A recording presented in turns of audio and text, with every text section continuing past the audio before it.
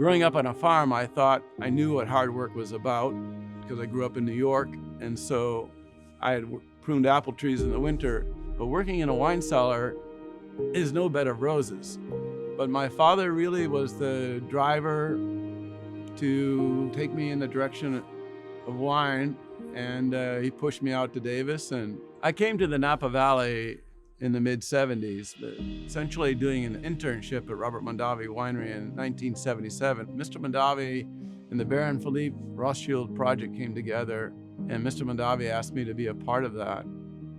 That was a heady moment, and I never looked back after that. That began my love for the smells, the sights, the sounds, just that whole process, driving, doing the pick, and then taking it back and making wine. It became apparent to me that I was getting the itch to do my own thing.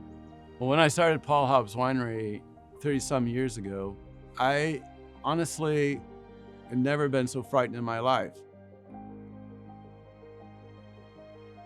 I chose a new path, but it was a path that had not been walked before.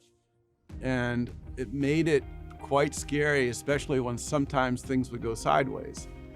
I knew I could not go back. It was not possible for me to fail. When I started actually doing it, first I was quite intimidated by the fact, how would I get it going? I had a lot of contacts in the industry, but I really didn't have much else. I bought grapes, and the two suppliers were growers. So one was Dinner Vineyard. Along with Larry Hyde, we were just beginning to explore this concept of very natural winemaking, and so native yeast fermentations. And so I decided I would go that route entirely for all the wines that I make. No filtration, and also no fining.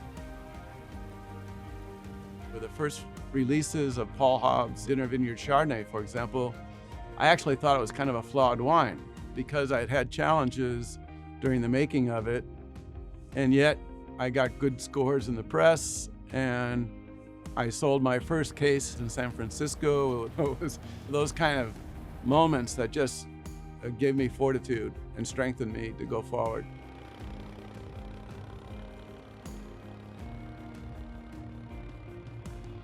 I never thought of the winery as something, just a way of making a living. I wanted to make something that would matter in the world, that people would enjoy and they would celebrate.